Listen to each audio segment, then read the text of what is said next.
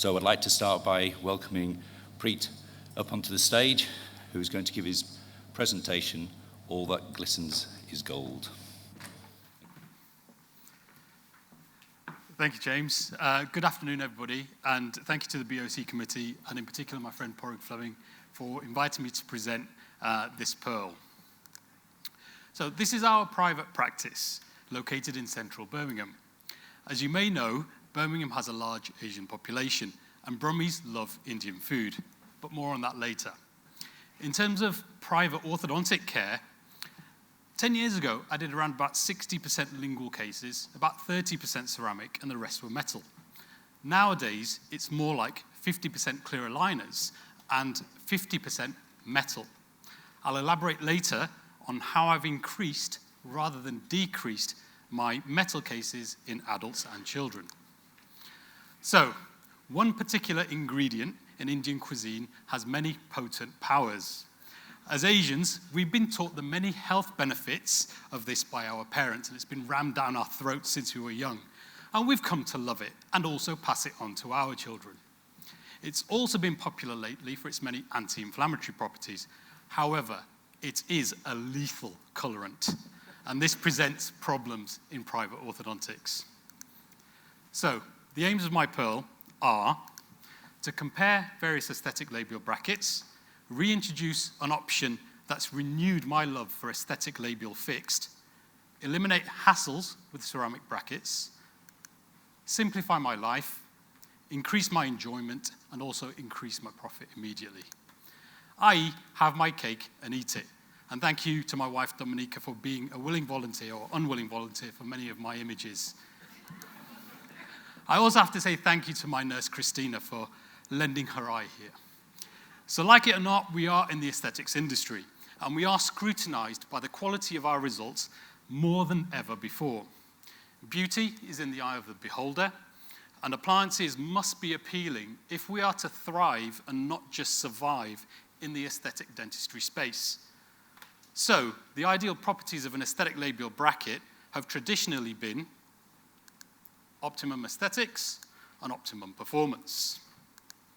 In addition, I have my own specific requirements. I need this bracket system to be introduced seamlessly to my practice. It has to be better than ceramic and cause me less headaches.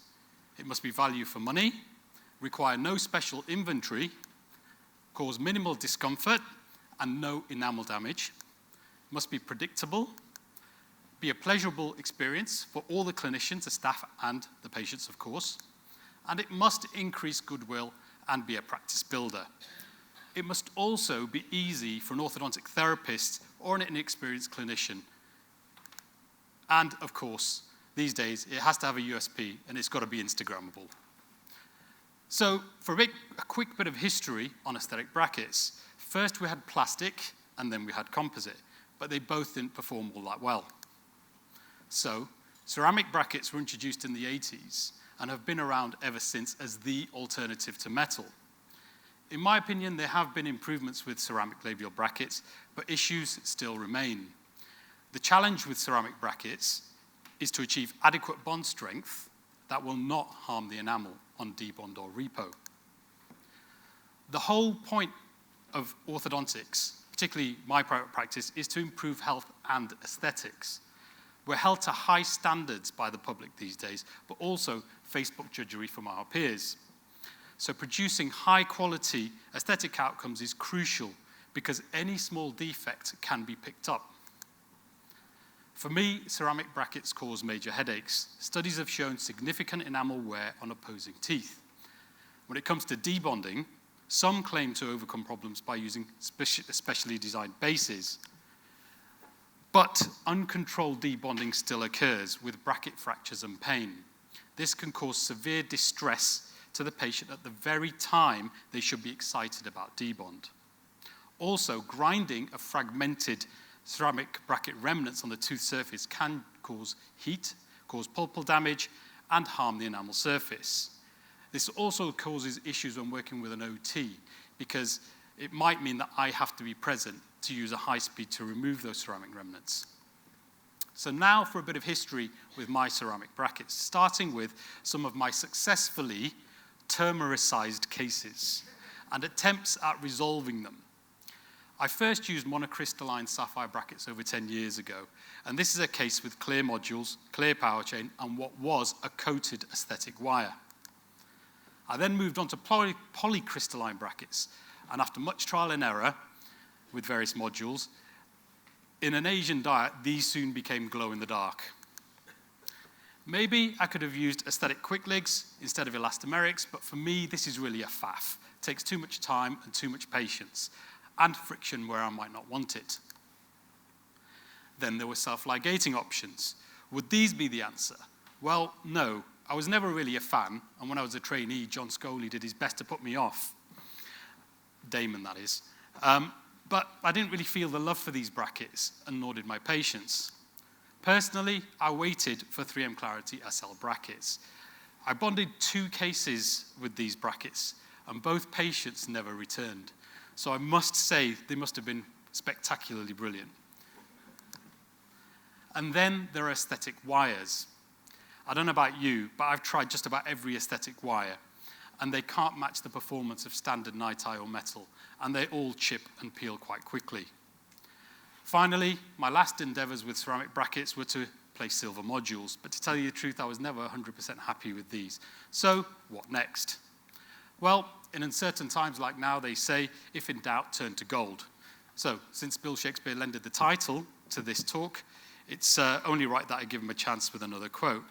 But I'm not really into Shakespeare, so I turned to one of my heroes for guidance, Mr. T. Then, around 3 years ago, James Kimberley from American Orthodontics mentioned gold brackets to me, and I thought, why not? Early orthodontic gold brackets tend to be 24-karat gold-plated. These are still available, I believe, but maybe prohibitively expensive considering gold prices these days. So I decided to try the newer American Ortho Iconix light gold brackets. They're essentially the same as the metal Mini Master Series brackets and available in all popular prescriptions. Aesthetically, they're brilliant. They're lighter than standard metal, and we call them light gold or champagne. They're great for all cases, and the universal uptake has been way beyond our expectations. Adults and children love them. They're an easy upsell from metal, and yet they're cheaper than ceramic, so it's win-win. Parents will often treat their children to this upgrade, and adults also like the aesthetics, and everyone loves the subtle bling factor and is not shy of Instagramming it. In terms of module choices, we found these silver ones from American Ortho to blend quite well, and also the pearl ones as well. But we've also used various other modules from 3M, such as gold, silver, smoke, and all of them, as they get stained, end up blending in better with the brackets. So you can also add your standard colors if you so wish. American Ortho have a nice marketing video. For the purposes of this pearl, I've taken that apart and just given you the salient features. But gold brackets are counterintuitive. They have many advantages compared to ceramic. They're cheaper, they cause less friction, they have deeper tie wings, they have vertical slots and power pins, which I love. They're gentler to the enamel and cause less wear to opposing teeth. They're easier to debond and reposition. They require no special instruments and no special wires, and require less OT supervision. Also, there's no staining issues. The modules, the elastomerics, blend in better as they get stained. They're more aesthetic and more popular. And just a quick case to demonstrate the color stability. This was a 14-year-old boy with a worn peg lateral. Typically poor OH from such a teenager, but this is to see the color stability. Rectangular standard nitile wires. I'm not worried about using clear elastomerics as we progress. And an upper stainless steel, and actually a lower rhodium, which, again, I don't think is that advantageous, and finished. So that just leaves me to convey my final message via a song. So believe in gold. Finally, please follow me on Instagram, as I have to say every time these days. Send me a direct message if you'd like to know any more or what you've liked. Thank you very much.